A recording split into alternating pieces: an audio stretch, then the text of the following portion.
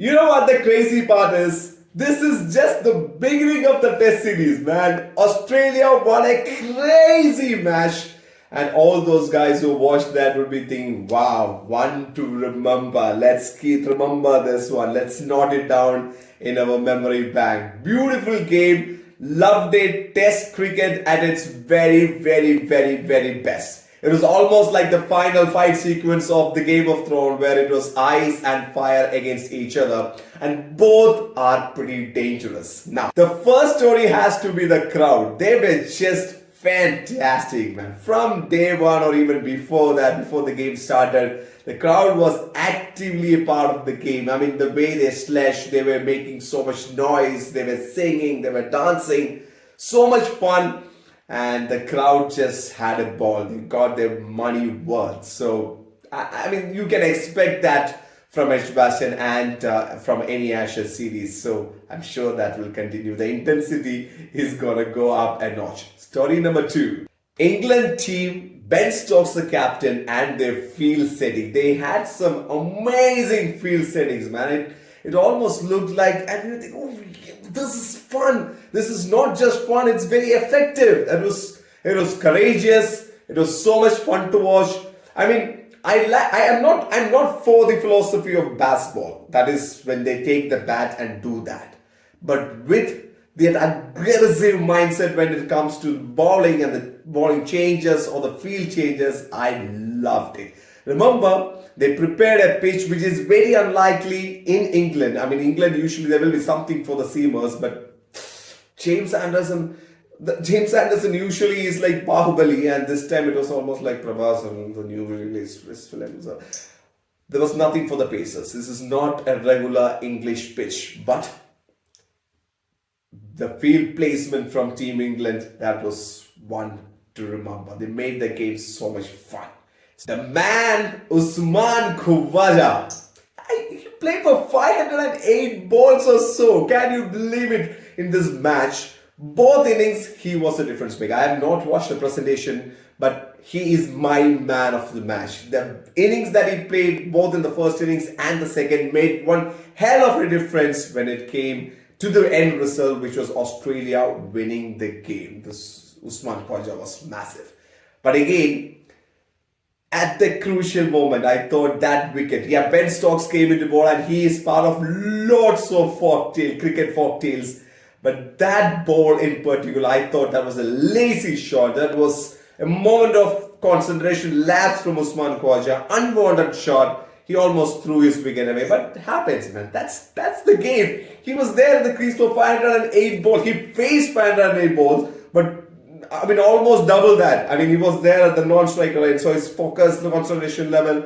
But Usman Khawaja, take a ball, man. This was your game. Story number 4. We all know that rain was a huge part of the game. Actually made us believe that, there will be something huge for the Pacers when it comes to the first initial hour or so in the morning.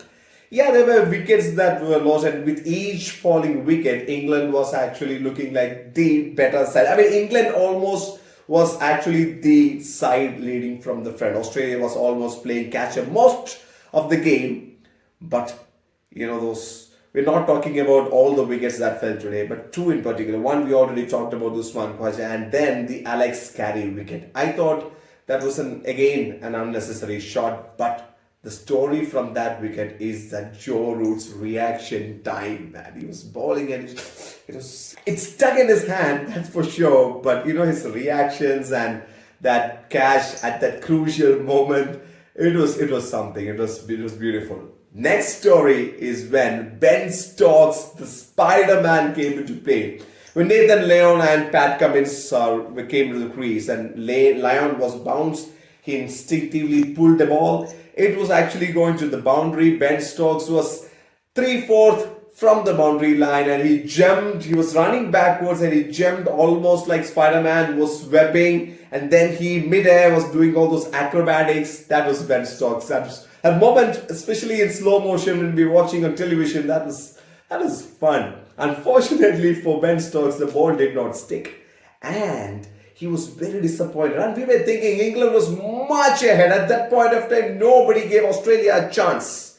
But a few commentators thought that, in 2005 Edgbaston game, it was Shane Warne and Brett Lee who actually took that game so close, which eventually England won by 2 runs. But today Pat Cummins and Nathan Lyon did that. But that story was Ben Stokes doing those acrobatic stuffs, a moment which brought so much happiness. Now to the big story of Nathan Lyon and Pat Cummins coming together for the match-winning partnership. When they came together, they needed 54 runs to win. And we thought, chance se la bacha. But then, there were some outrageous shots. A few sixes here and there, a few boundaries. They played some aggressive shots as well. But towards the end, when England was doing all those crazy field setting with Ollie Pope at short leg, fun game. But that partnership, they made sure there were some balls which were hitting their body. They were taking the blows, but they were not ready to throw their wicket away. If they were keeping their glove or bat, maybe they would have edge. But they just made sure they're keeping their gloves down and they'll take those blows into the body, which eventually made much big difference.